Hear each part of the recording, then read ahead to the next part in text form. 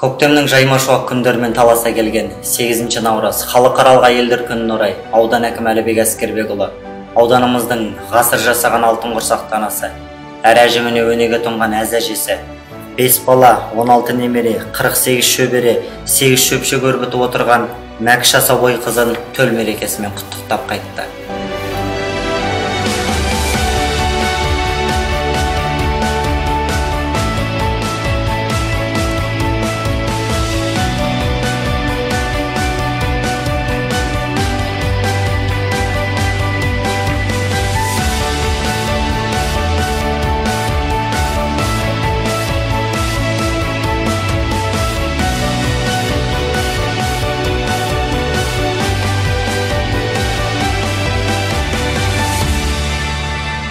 Halkım oyunda olsun hatta.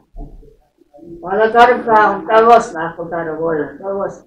Ağırım oyunda. Allah'tan yardım olsun.